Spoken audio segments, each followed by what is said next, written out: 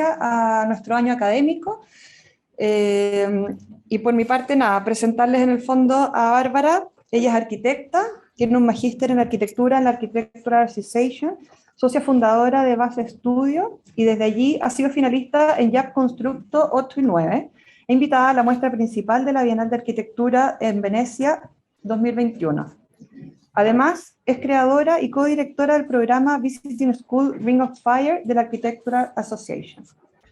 Por otra parte, Bárbara ha sido directora de Ciudad Emergente y ha colaborado con diversas oficinas de arquitectura en Santiago y Londres, trabajando en proyectos para Latinoamérica, Estados Unidos, Europa y Asia.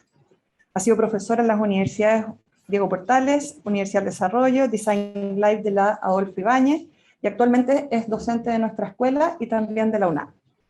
Gracias, Bárbara. Dejo contigo el auditorio. Gracias a ti, Mayra. Gracias por la invitación a esta conferencia y también a hacer clases. Está muy entretenida el desafío. Está en sesión del taller 3 ahora, así que... Exacto. Hola a todas, todos. Gracias por venir. Se ve harta gente. Yo soy bien movediza, así que me va a costar estar acá sentada, pero bueno.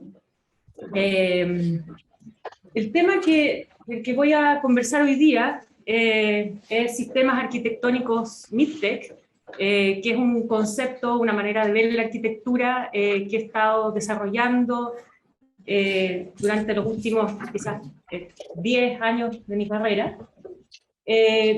Y desde ahí está el concepto del sistema, ¿no? El sistema entendiéndolo como un cuestionamiento a la idea de proyecto, como proyectos que son estáticos, y pensar en sistemas como estrategias que son adaptables y flexibles a distintos contextos programáticos, sociales, geográficos, etc.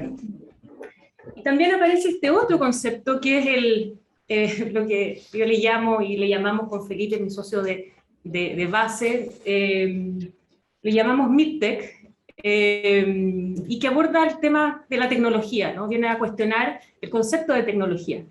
Típico que cuando a uno le hablan de tecnología, uno se imagina la NASA, el tren bala japonés, y en realidad la tecnología, yo pienso que es un concepto quizás mucho más amplio y multicultural que eso, y que de alguna forma se trata de los procesos, los métodos, la inteligencia, el oficio detrás de los procesos de diseño arquitectónico.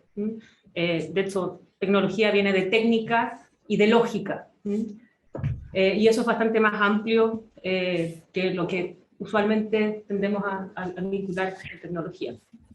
Y para contarles un poco cuál fue el proceso que fui viviendo durante mi profesión para llegar a esta idea de los sistemas arquitectónicos MidTech.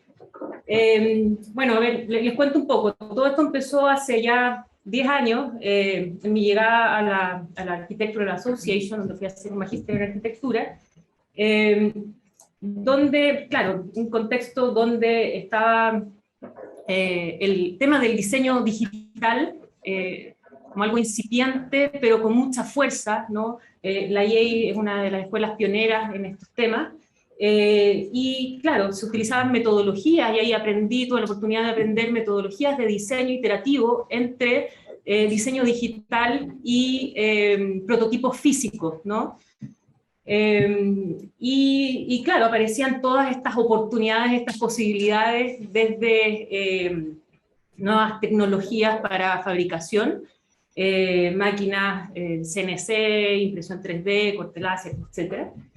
Y desde ahí, claro, pude ponerlas a prueba a través de distintos proyectos, sistemas que fui desarrollando durante el magíster, pero yo me preguntaba, ¿no? ¿Cómo podría aplicar el diseño generativo en el contexto chileno? Cuando veía estos robots, estas impresoras y mis compañeros japoneses, suizos, me hacía esta pregunta, ¿no? Esto hace 10 años atrás, cuando las máquinas de corte láser no estaban disponibles ni siquiera en los contextos académicos. Y hasta el día de hoy, incluso todavía sigue siendo en nuestro contexto local, procesos y herramientas, métodos bastante, quizás se podría decir, elitistas, ¿no? O para un grupo muy reducido de personas, de profesionales, estando usualmente centrados en las ciudades, ¿no? Y por otra parte, claro, veía una oportunidad desde los procesos y las oportunidades que existían en Chile, ¿no? Desde la mano de obra quizás todavía a precios razonablemente baratos en relación a quizás Suiza, y también ciertas capacidades instaladas en nuestra cultura, ¿no? Y por otra parte, claro, veía qué significaba, me preguntaba qué significaba construir diseños complejos con múltiples piezas, quizás todas distintas. Lo que significaba era transportar esas piezas en un país de 4.600 kilómetros de longitud, ¿no? O sea, si yo quería construir un proyecto, por ejemplo, en la Patagonia, geométricamente complejo, ¿no? O digitalmente orientado, era bastante cuestionable desde justamente la condición geográfica nuestra. Entonces aparecía esta pregunta: ¿cómo podemos utilizar las herramientas digitales y el pensamiento paramétrico en función de un diseño inclusivo, considerando el contexto geográfico, social, económico y tecnológico?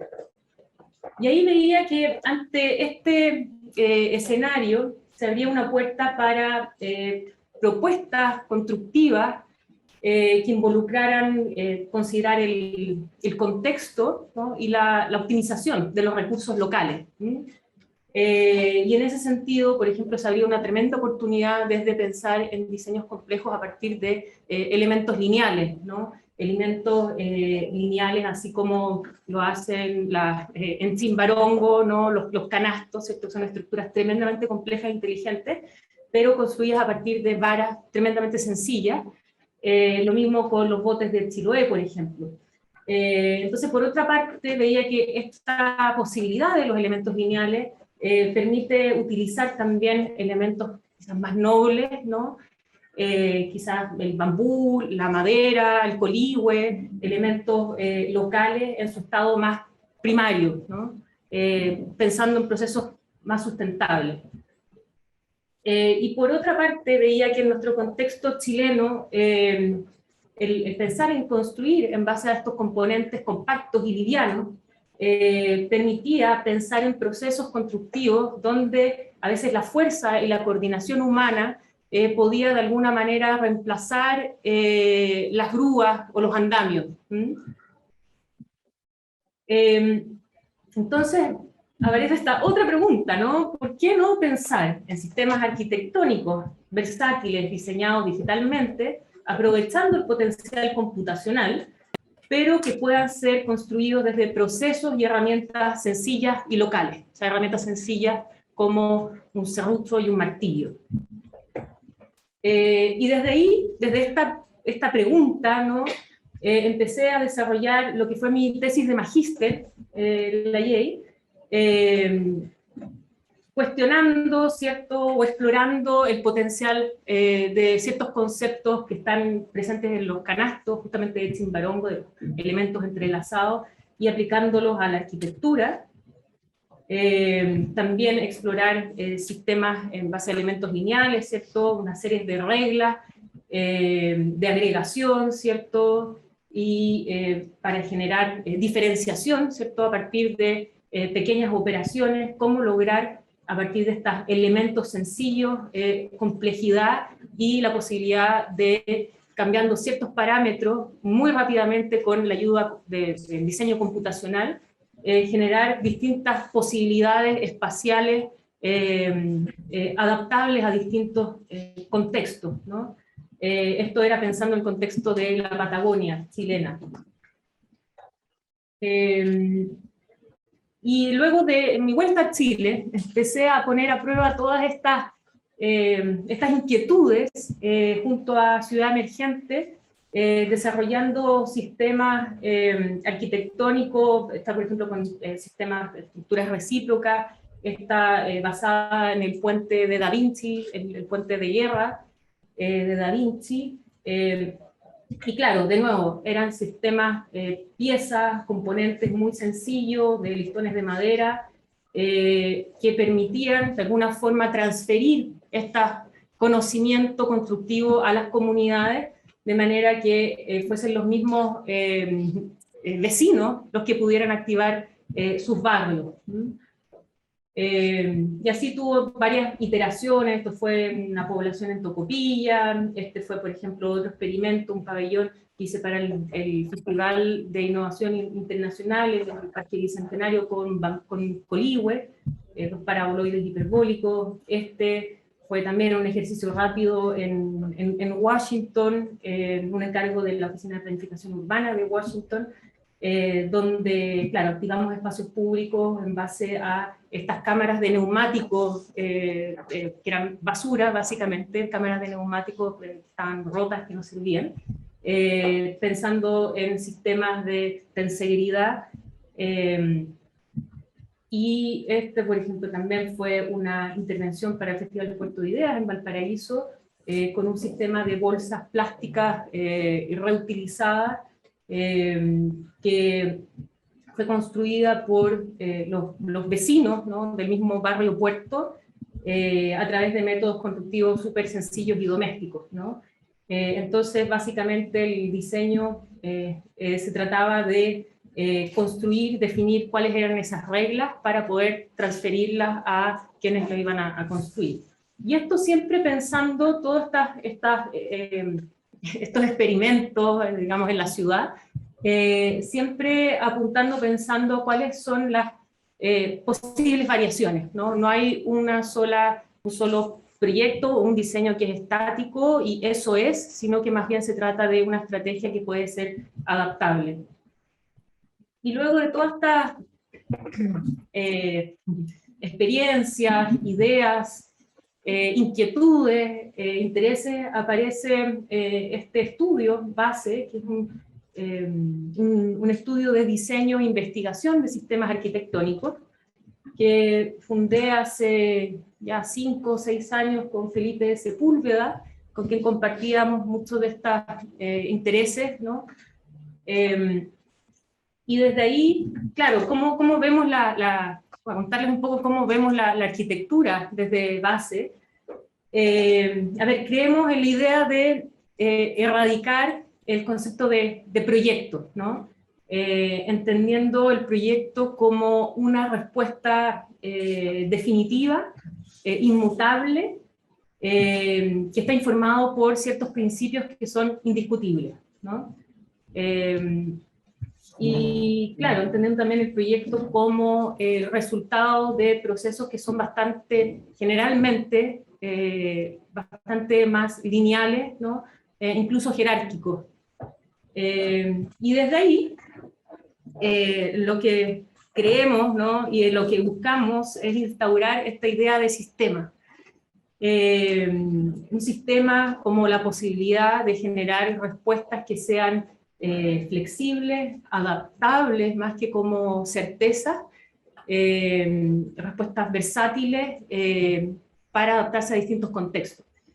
Y esto que vemos acá es un experimento que hizo la NASA hace unos años atrás, en que estaba la misma especie de araña, que la drogaron, estas arañas las drogaron con distintas sustancias, LSD, marihuana, cafeína, etc. Y lo interesante es que a todas las hicieron construir estas telas, ¿no? Y los resultados fueron completamente distintos. Entonces era la misma máquina, ¿cierto?, el mismo robot, el mismo agente, la araña, la misma especie, era la misma materia, ¿cierto?, este líquido que cuando entra en contacto con el aire se solidifica, pero cambiando un factor, ¿cierto?, un parámetro, un input, los resultados eran distintos, ¿no?, en cuanto a patrones. Y por otra parte, junto con esta idea de adaptabilidad que les mostraba recién, esta idea de sistema, claro, conlleva procesos de diseño no lineales, que son ágiles, que son colaborativos y por sobre todo no jerárquicos, ¿no? Transversales. Y este pensamiento sistémico, claro, no solamente es aplicable al diseño arquitectónico, sino que es de nuevo un concepto mucho más amplio y que lo vemos en el cuerpo humano, en el diseño industrial, en las ciudades, etc. Y ahora les quiero mostrar, antes que eso, claro, desde base, contarles que desde base hemos desarrollado una serie de sistemas abordando o estudiando distintos principios estructurales, geométricos, organizacionales, sistemas inflables, extensibles, responsivos, catenarios, entre otros. Y claro, la parrilla de sistemas que hemos desarrollado es bastante amplia, desde una mesa de pool para una empresa italiana de diseño, así como también hasta una casa, ¿no? Hasta casa. Y en todos de ellos hemos intentado, ¿cierto?, poner a prueba esta manera de ver la arquitectura. Y les voy a presentar, les voy a contar más en detalle sobre, bueno, 4 sistemas, uno inflable, uno tensil, uno catenario y uno aditivo. Varios de ellos desde el mundo académico. Y este primero es un sistema inflable, que lo llamamos ovoid. Y esto, bueno, lo desarrollamos en conjunto con alumnos de arquitectura de la Universidad del Desarrollo, de tercer año de pregrado, y este fue el resultado de un semestre de exploración material sobre estructuras neumáticas, ¿no? Sobre el potencial que tiene la arquitectura invertebrada para generar espacios o estrategias que sean flexibles, transferibles, móviles. Y de alguna forma cuestionar la noción de rigidez asociada a la arquitectura. Este fue un pabellón de casi 200 metros cuadrados, diseñado digitalmente a través de puras piezas de plástico, ¿no? Eran rollos de membranas plásticas súper baratas que las compramos en Maze, y que estaban unidas, todas estas piezas discretas, todas distintas, eran casi 300 piezas, estaban todas unidas como traslapadas de alguna forma, ¿no? Estaban traslapadas y pegadas con pegamento de PVC, un método súper sencillo y completamente artesanal, ¿no? Esto fue construido, diseñado y construido por los alumnos. Y de alguna forma, claro, lo bonito de esto es que se ve como algo muy digital, ¿no? Quizás a una cierta escala, pero luego cuando uno se acerca aparece esa construcción artesanal, ¿no? No es perfecto, sino que cada unión es distinta a la otra. Y se podría decir que quizás más que una arquitectura que está construida, es más bien una arquitectura que está confeccionada. Y claro, era una nave, un ovoide de 18 por 15 metros y 5 metros de altura.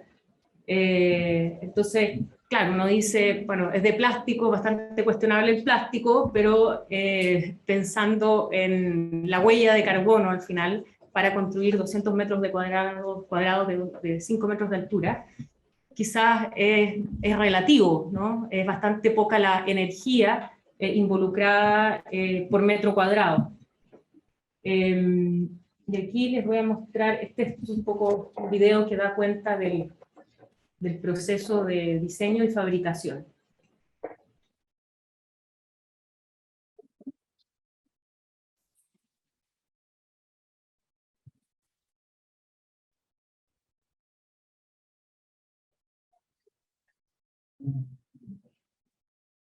Claro, esas fueron las uniones con pegamento de PVC y el secador de pelo para, con calor, acelerar el proceso de pegado.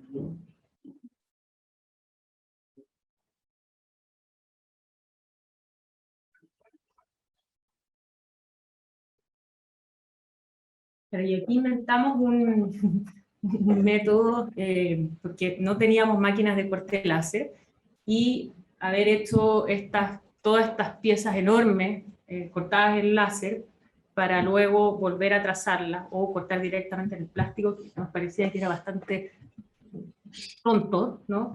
Entonces, lo más sensato, veíamos que era simplemente proyectarlo, ocupando el proyecto que estaba ahí, que era gratis, y desde ahí marcar todas las piezas directamente desde el archivo de Rhino en el computador.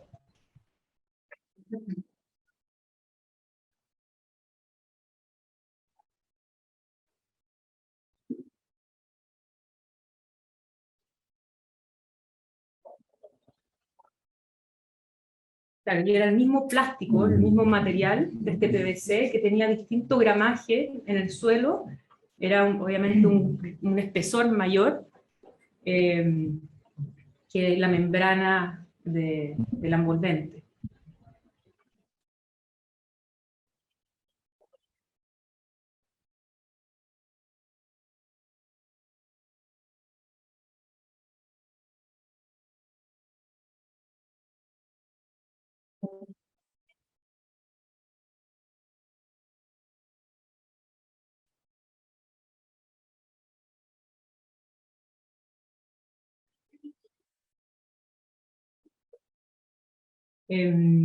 Bueno, y este inflable, claro, se inflaba con un ventilador simple, y cuando uno lo desinflaba, básicamente el rollo, ¿no? La pieza que uno tenía era como un saco de dormir grande, ¿no? Una pieza así, que pesaba menos de 100 kilos, ¿no? Entonces lo enrollamos y lo mandamos a Estados Unidos, a Nueva York, al Centro Cultural Art Omai, donde se volvió a inflar y estuvo ahí montado durante un par de meses para así, visitantes. Lo que habla, de nuevo, del potencial de este tipo de estructuras, ¿no? Y la capacidad para replegarse y desplegarse, ¿no? Y de ser transportable, una suerte de pop-up que da ciertas luces o ciertas pistas de quizás posibles otros usos. Este es otro sistema, sistema Tensil, que lo llamamos Ícaro, una estructura es un sistema que desarrollamos con el mismo grupo de alumnos que el anterior, también estos alumnos de la UDD de tercer año, y el encargo acá era el de generar una gran cubierta para una plaza de bolsillo, que es todo ese cuadrante que queda en Ñuñoa, y es un terreno del metro de Santiago.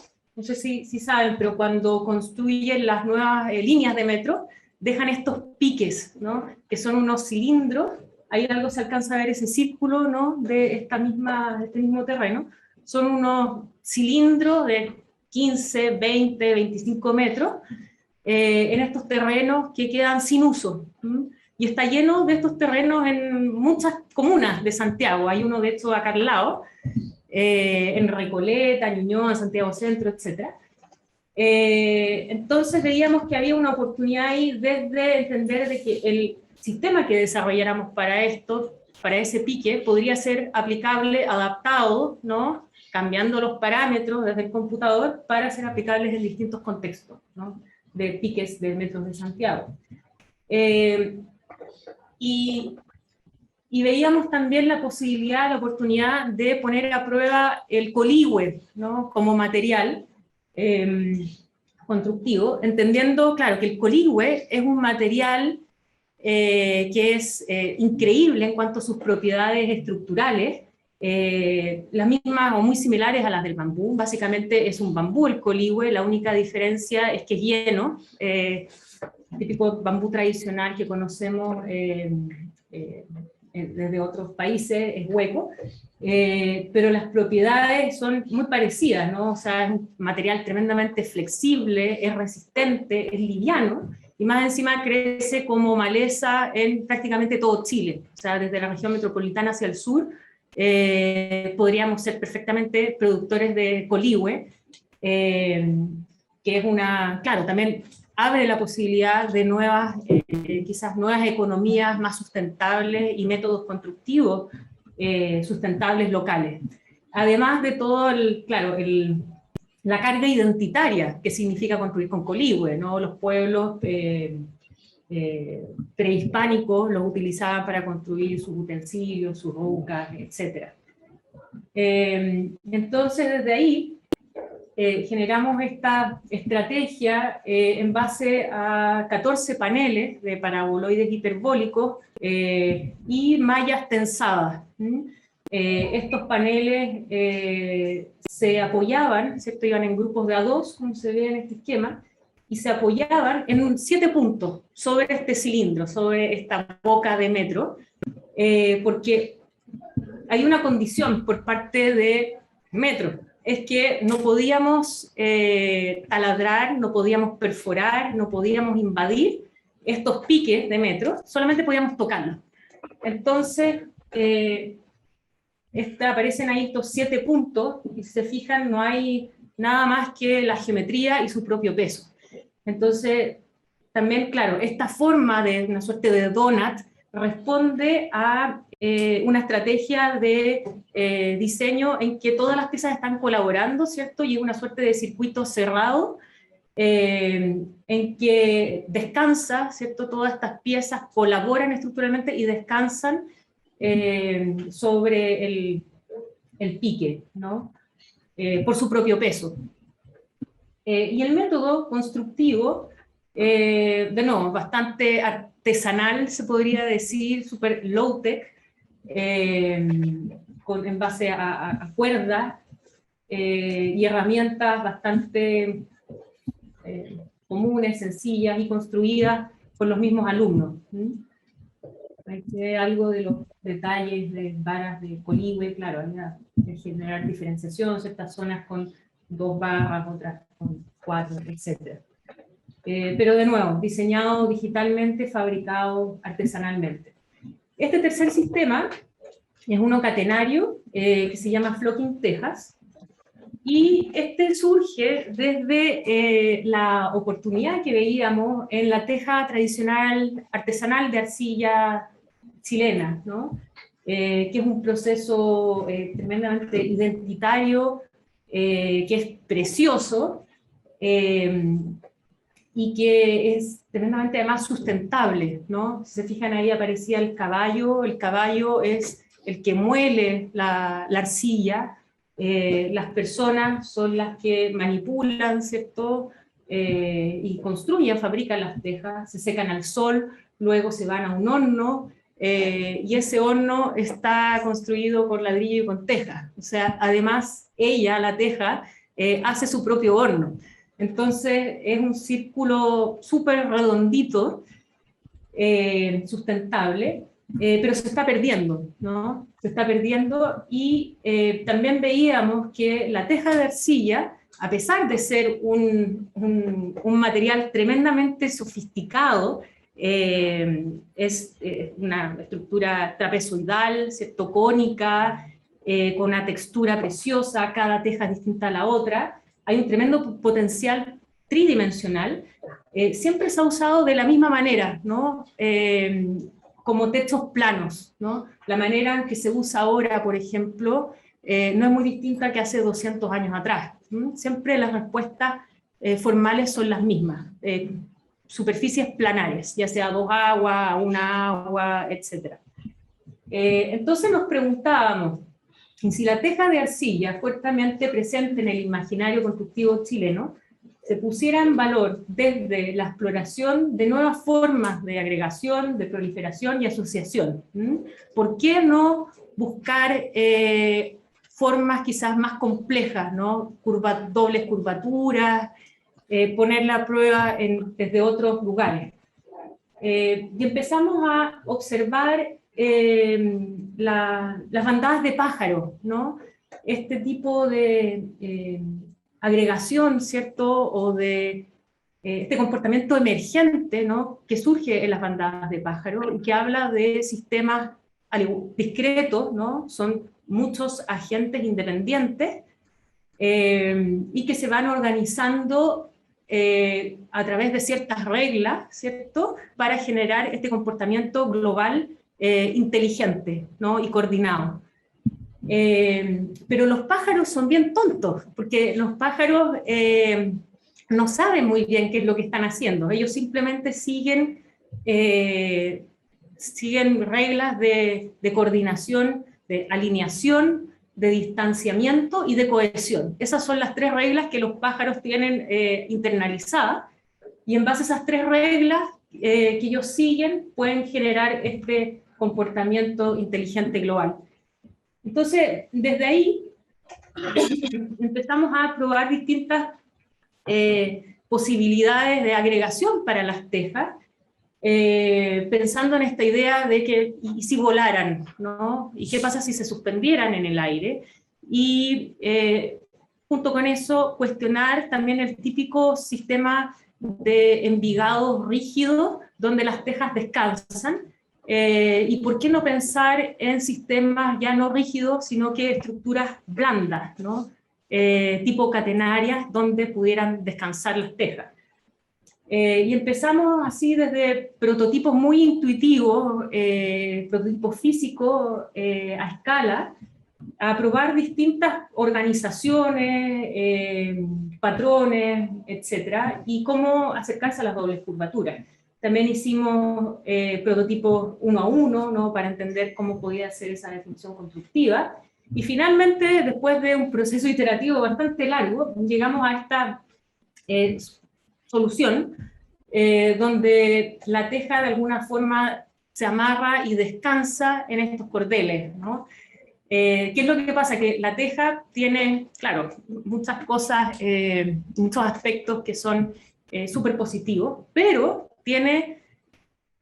hay 2 factores en la teja que quizás es lo peor que puede tener un material, que es tremendamente pesada y frágil. Una teja pesa un poquito más de 2 kilos, la teja de Cauquenes, pesa un poco más de 2 kilos, y si se quiebra, un tejazo en la cabeza de la teja voladora básicamente te puede matar. Entonces empezamos a pensar, a probar en cómo amarrar estas tejas de manera que evitar, ¿cierto?, que se cayeran, y en caso que se llegaran a quebrar, que se desprendiera por pedazos. Tomando esta idea de, no sé si se acuerdan, cuando uno compraba cúgenes, por ejemplo, en las panaderías o empanadas que te las amarran con unos cordeles, bueno, el mismo concepto aplicado a la teja. Todo este sistema lo desarrollamos junto a ARU, con la Oficina de Ingeniería londinense, quienes nos asesoraron con todo el tema de diseño estructural. Y ese fue quizás el desafío más grande, ¿no? Y cómo hacer que la teja no se quebrara. Y bueno, ahí habían ciertas reglas y protocolos que fuimos definiendo para colgar esta teja y adaptarse a esta suerte de nube de puntos en el espacio. Y eso también se complementó con el diseño digital, ¿cierto? Lo que nos permitió especular sobre las posibilidades que tenía este sistema, ¿no? Pensando en compartirlo con las comunidades. O sea, uno podría entregarles a ciertas comunidades distintas una serie de reglas, ¿cierto? Y protocolos, así igual como funcionan las bandadas de pájaros, ¿cierto? De adhesión, cohesión y distanciamiento. Y esto podríamos pensar de que podría traer distintos resultados, ¿no? Formales. Y bueno, claro, este se desarrolló en base a fuerte estudio digital. Y lo aplicamos, hay 4 aplicaciones. La primera fue el concurso, el JAP Constructo, pensando en un contexto de un parque en Santiago, esta otra aplicación pensando en el contexto de campo chileno, estas típicas torres de agua, pensando en vestir estas torres para generar un espacio, y también esta otra aplicación, ¿cierto?, de nuevos contextos de campo chileno como zonas de descanso. Y esta cuarta es la que, la variación del sistema para la propuesta a la Bienal de Arquitectura de Venecia, donde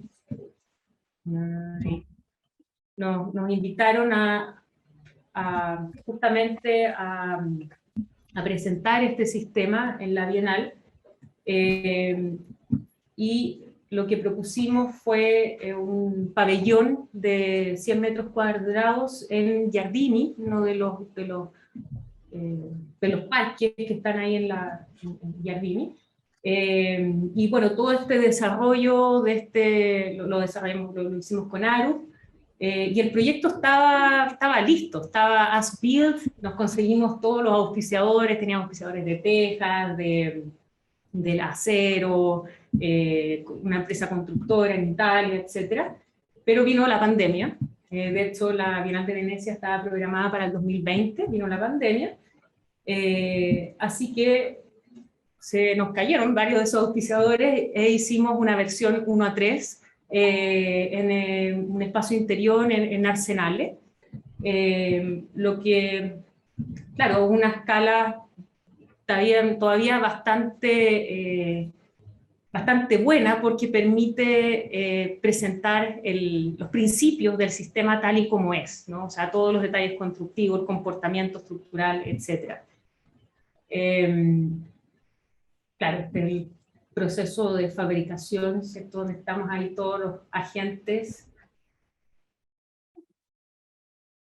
Tenía este prototipo, eran 5 metros de largo, ¿no?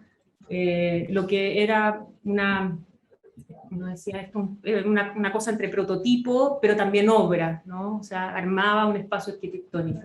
Este es un video de lo que fue esa experiencia. ¿Qué tiene audio?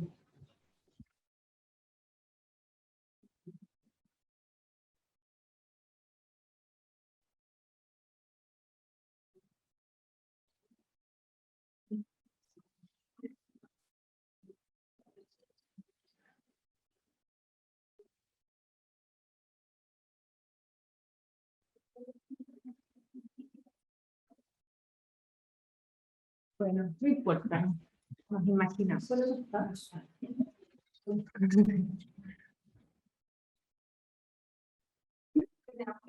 ¿Tiene audio? Sí.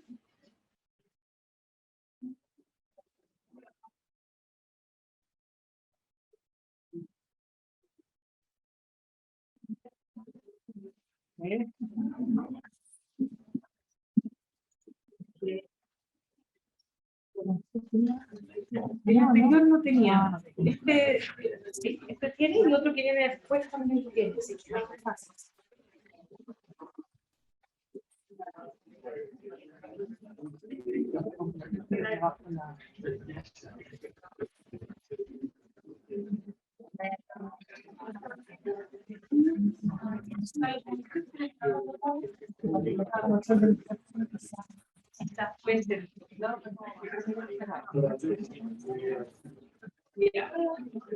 Bueno, ahora ya pero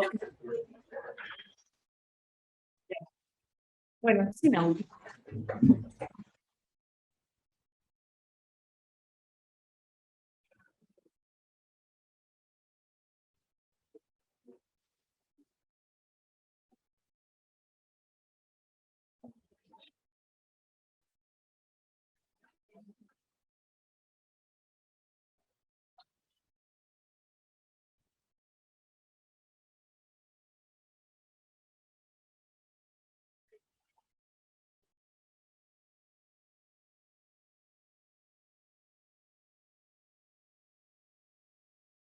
Claro, el sistema de cordeles, de alguna forma, que es la misma solución para todas las tejas, son todas las tejas, eran casi 1000 tejas, todas construidas iguales, pero ese sistema de colgado, ¿no? Con estos hilos o cordeles, permite que se vaya adaptando a los distintos ángulos de la malla.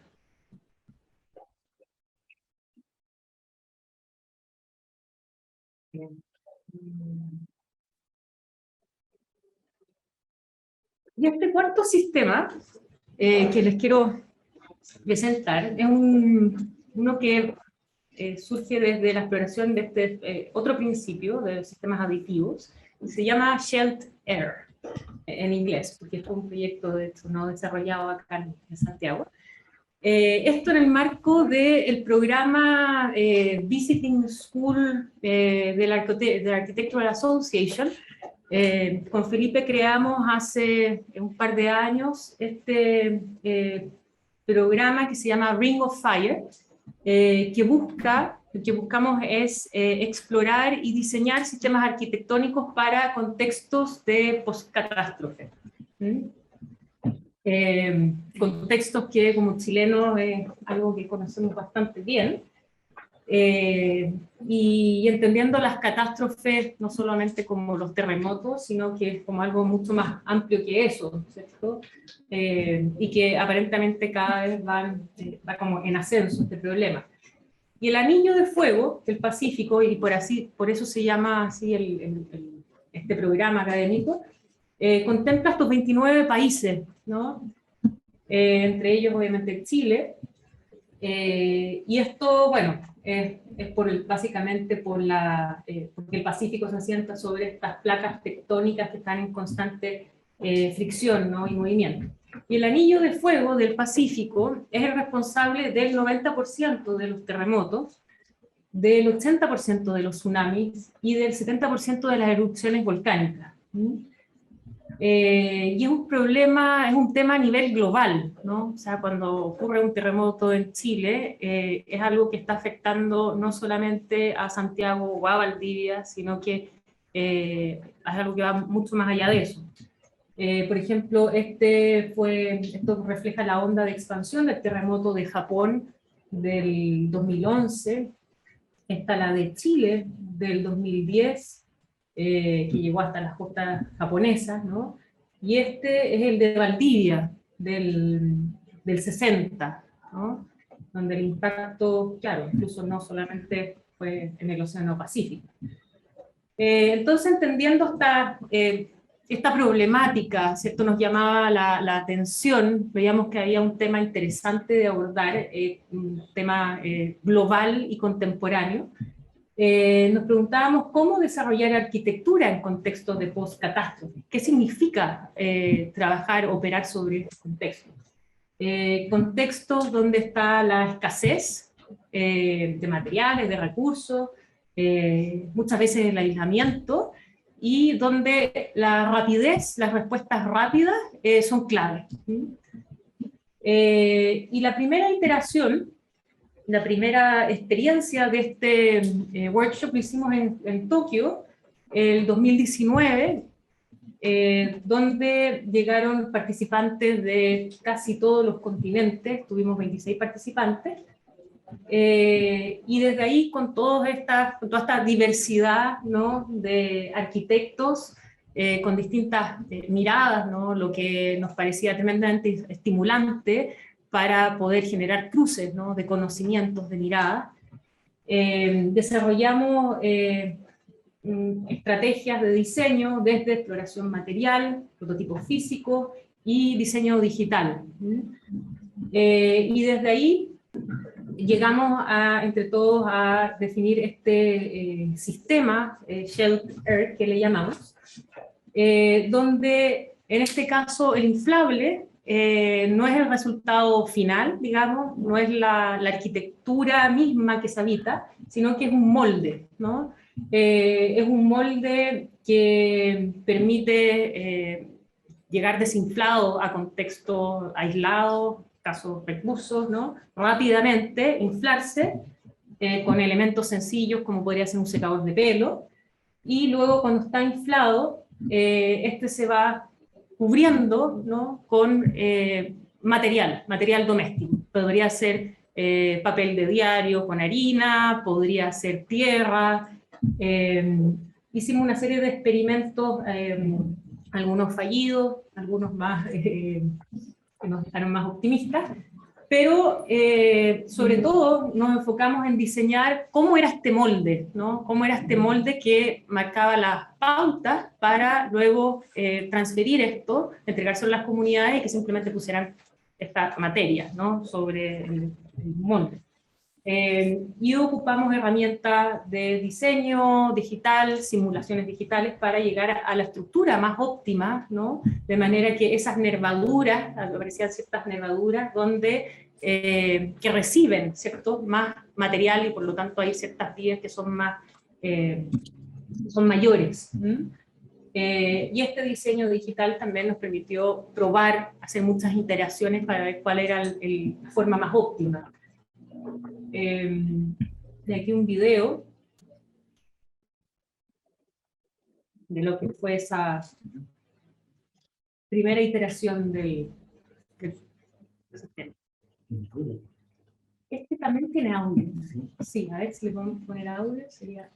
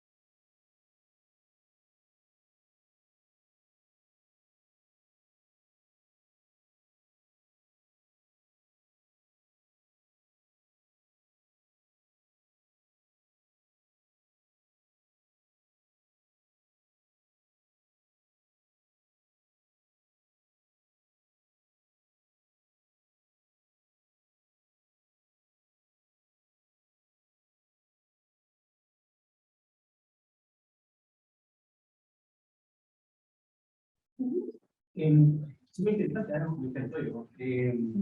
¿Cómo hacen convivir esta idea de los fines de los becarios con la idea como de la arquitectura funcional, digamos, hacia donde está el estudio?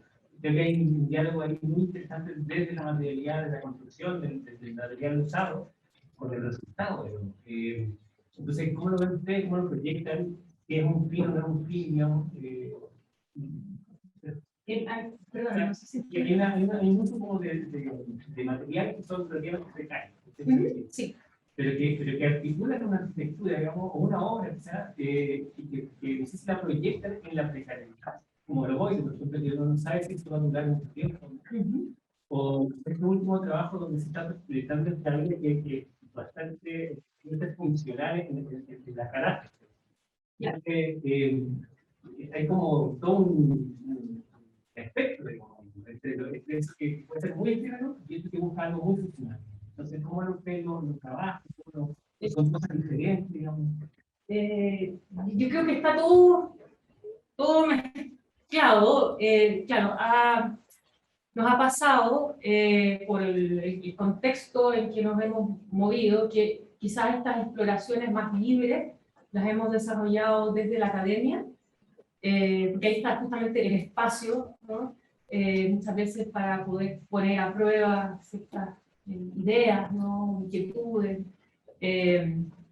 Y desde ahí, claro, hay presupuestos que son quizás más acotados, y entonces, pero no necesariamente yo diría que es precario, sino que, claro, son ejercicios rápidos, baratos, pero que son perfectamente transferibles a algo permanente. O sea, por ejemplo, en el caso de Oboy, fue una estructura que estuvo montada quizás un par de meses, ¿cierto? Y se empezó a deteriorar porque, claro, un plástico, después de mucho uso, era un plástico muy barato, sin filtro UV, pero podríamos perfectamente volver a construir el mismo Boy con un plástico resistente o con una tela quizás más medioambientalmente amigable, que podría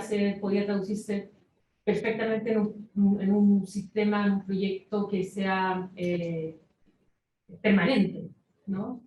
Lo mismo con el bambú, ¿cierto? Esta era una estructura que tenía que estar montada durante 3 meses, una plaza de bolsillo, una suerte de pop-up, pero esas uniones, quizás, si mejoramos esas uniones, tenemos más presupuesto, etcétera, podría seguir montado, ¿no? Y por muchos años más. Lo mismo con las tejas, etcétera. Entonces son ejercicios que quizás abren posibilidades, pero es temporal porque ha tocado, esa ha sido la plataforma para poder construirlos, ¿no? Y ponerlos a prueba.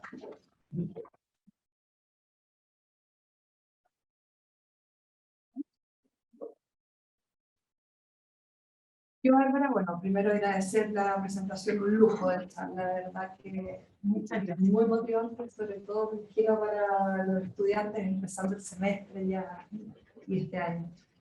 Y quería hacerte una pregunta que tiene que ver en el fondo con el futuro, en el sentido como tú mencionaste que esto te había como gatillado cuando llegaste a la EA y pensando en cómo esto podría ser en Chile, no sé, 15, 10 años, obviamente no existía la tecnología que hay hoy día. Ustedes también en el fondo se ve que lograron escalar también esa tecnología a una cierta realidad económica y tecnológica en Chile.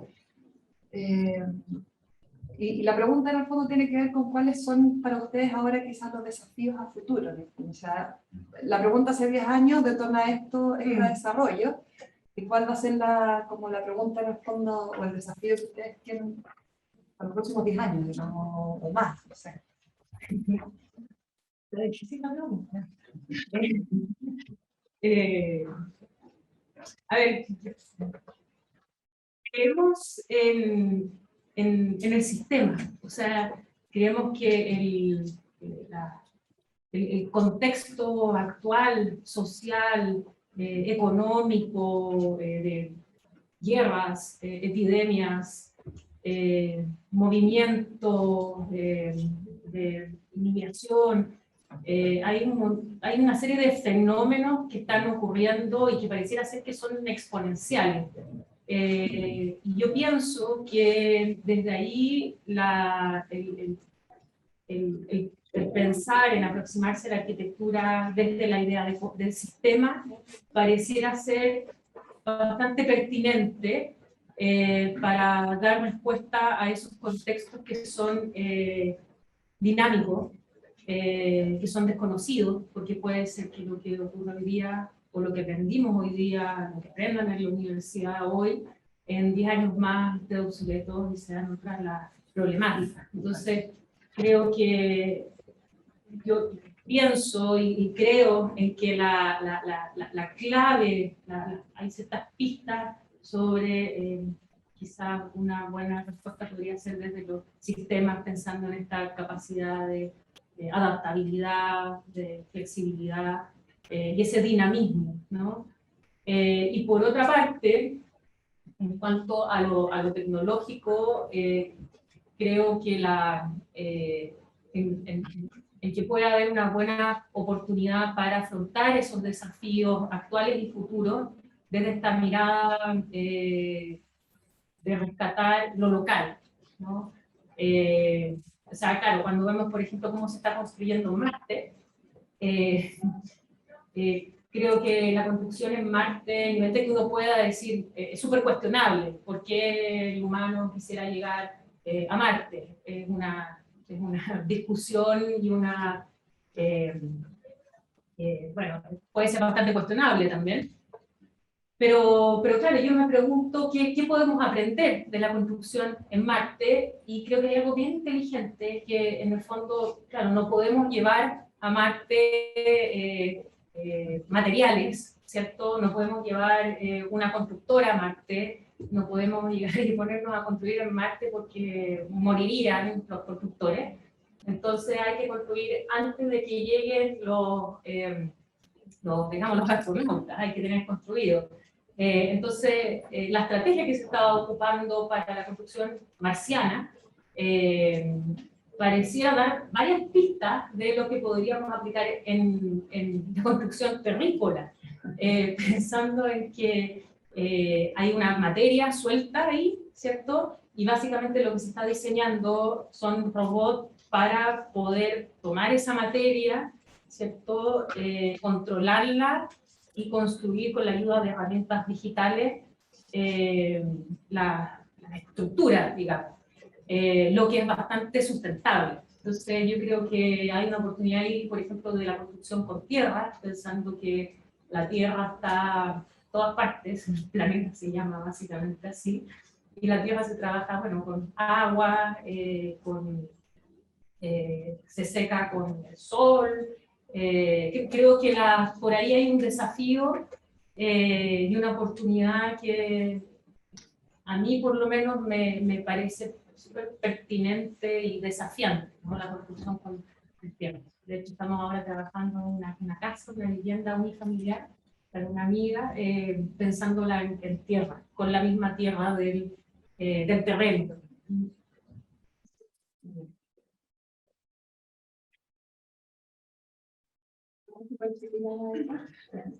Yo tengo una pregunta. Un poco simple en realidad, pero me queda la duda de cómo se entra al sistema OVOI. ¿Cómo hace el usuario para entrar sin que sea simple? Porque imagino que, no sé si hay una puerta o alguien entre y después la cierra. Eso me gustaría hablar. Es una... Claro, el OVOI, el experimento de la apuesta. Al final fue bien gracioso porque empezamos a mirar las maneras que tenía la ropa para cerrarse, ¿no? Y la puerta la hicimos probamos con cierre y finalmente lo hicimos con un sistema de imanes, ¿no? Pero es como un cierre, es decir, imanes, ¿no? Igual que la lógica de los botones para abrocharse la camisa, hay imanes que tú los abres, es eso, ¿no? Es siempre desde la lógica de la confección. Y otra cosa que me causó un poco de ruido es que mencionaste arquitectura confeccionada, que era distinta a la construida, y me pregunté si un volumen que ya está prefabricado, que llega a un lugar, estaría en la misma sección, estaría en la misma sección de una arquitectura confeccionada, un volumen prediseñado o prehecho,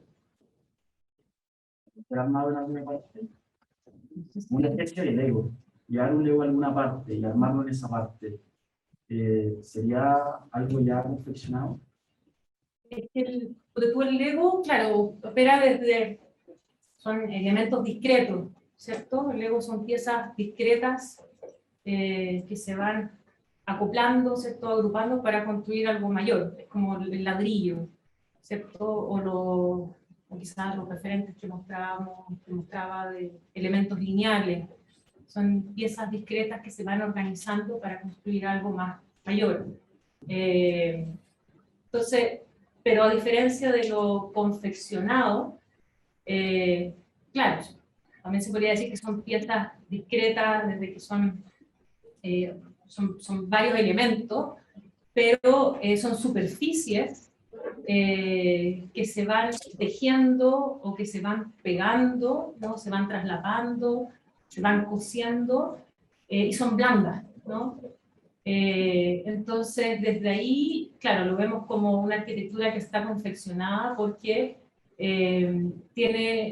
opera desde los principios con los que opera el diseño de vestuario, ¿no? De superficies blandas, piezas que son bidimensionales. Si te fijas, no sé, porque el chaleco yo lo puedo desplegar y es una superficie bidimensional, pero cuando yo lo empiezo a coser, es tridimensional, ¿no? Es como mi cuerpo y pasa a ser... A eso nos referimos con confeccionado. ¿Se entiende? O entendí yo bien tu pregunta. Sí, perfecto. Y me causa también una duda sobre lo que mencionó de arraigar el concepto de proyecto. Y menciona la idea del sistema como un sistema de flexibilidad y un proceso de diseño no lineal. Luego mostró el sistema de SIG, el Ícaro, que era una especie de una geometría que justo no se apoya o no se adhería a la superficie del metro, y quería ver si iba por ahí, si quizás lo entendía mal. Porque cuando oí como ese sistema dije, a esto se refiere con el sistema no lineal, que no hay algo preestablecido para trabajar con ellos, sino que te vas adaptando según el problema que vas teniendo en el momento para desarrollar la arquitectura. Yo creo que son dos cosas distintas que están relacionadas. Claro, con la idea de sistema nos referimos a la posibilidad de adaptar ese diseño a distintos contextos, como las arañas drogadas, ¿cierto? Era un sistema que se adaptaba a ese cambio en el input, ¿no? O lo mismo con las tejas, ¿cierto? El ejercicio de las tejas, que era el mismo sistema que se podía adaptar a distintos contextos. El de un pabellón en Venecia, el de esta manta, ¿cierto? Como este vestido para esta torre, ¿cierto? De agua. Era la misma estrategia, la misma serie de reglas, pero que se adaptaba, ¿cierto? Como geometría global en función de necesidades distintas, ¿no? Esa es la idea de sistema. Ahora, en cuanto a los procesos, nos referíamos a que no son lineales, sino que son dinámicos y flexibles, ¿no? En cuanto al proceso de diseño, ¿no? Dinámicos y flexibles, pensando que son iterativos, ¿no? No es como esto es, y esta es la solución, y esto se hace, y es estático, sino que más bien procesos que uno va para adelante. Muchas gracias. Yo tengo una duda. Es que me surgió una duda con el plugin Tejas. Vi cuando lo estaban construyendo que si bien tenía como este estilo de para amarrar la teja, para evitar que se le llegue por seguridad, en la malla que estaba arriba se ponían como ganchitos, como para colgando la teja. No sé si este diseño arquitectónico queda como dependiendo del clima o refiriéndome como al viento del lugar, si se puede aplicar en cualquier parte. Claro, yo creo que, a ver, todas estas propuestas de sistema están pensadas para contextos distintos, ¿no? O sea, por ejemplo, el caso de post-desastre, ¿cierto? Hay ciertas condiciones que son comunes, por ejemplo, a un terremoto en Chile que un terremoto en Japón, ¿cierto? Que en las casas de recursos, que uno queda aislado, que no, a veces que hay son las manos de las personas para poder trabajar. Hay una serie de factores que son comunes, ¿no? Entonces, dar respuesta a esos factores comunes, ¿ya? En el caso de del sistema de las tejas, no busca necesariamente hacerlas todas, ¿no? No busca ser un refugio que te proteja de la lluvia o que responda a las escasez de recursos, sino que aborda quizás ciertas temáticas que tienen que ver quizás con un clima, pensando en un contexto, en un clima como el que estamos nosotros ahora, ¿no? Quizás clima mediterráneo o semiárido o árido, donde el problema o del que te quieres proteger es más bien del sol que de la lluvia, ¿no? Entonces, si tú me preguntas, ¿el Floquín Texas sirve para la lluvia? No sirve para la lluvia. Más que nada, al viento, el tema de los ganchos que sostenía la teja. Ya. Como en caso de si se pudiera mantener como con el viento y con el tiempo. Sí, no hay problema. De hecho, todo eso lo estudiamos digitalmente y físicamente, y sometimos la teja física, ¿cierto? Con estos ganchos colgados a martillazos, vientos, patadas, de todo, para que se quebraran y se desprendieran, a ver qué pasaba. Hicimos muchos experimentos para asegurar de que si existía un viento muy mayor en Venecia, fuese una estructura segura. Y que de hecho lo hay en Venecia, justo está en una zona donde se producen unos remolinos de viento.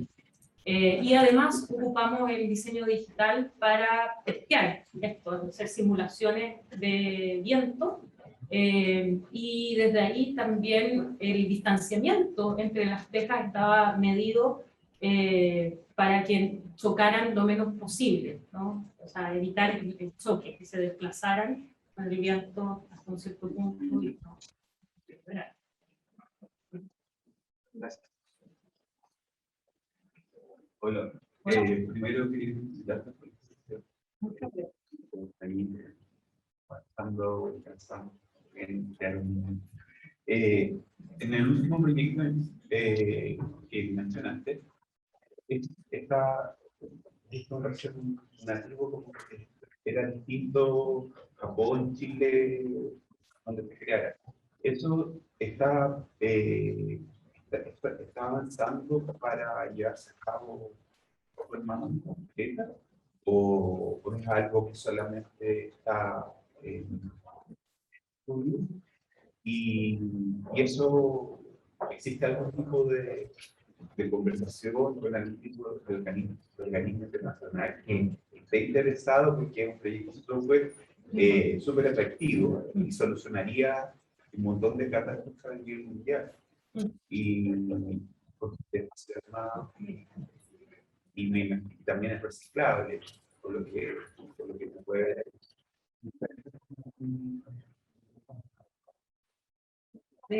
Sí, buena pregunta. Estamos en eso. Claro, estamos conscientes del tremendo potencial que existe, y a ver, en Tokio, el desafío, o sea, dónde orientamos ese workshop de 10 días, fue aprovechar sobre todo el potencial digital que teníamos estando en Tokio y que nos asociamos con la Universidad de Keio. Ese fue nuestro partner local y de hecho lo hicimos en la Universidad de Keio, es una universidad que tiene claro, un área súper fuerte en diseño computacional. Entonces aprovechamos ese contexto, ¿no? Para desarrollar esa parte, enfocarnos, digamos, en esa parte más digital. Pero ahora en Chile, la segunda iteración, la idea es poder enfocarnos en la parte más física, ¿no? Del prototipo físico. Bien, en Japón hay algunas luces que se comenzaron a explorar con estos mocas.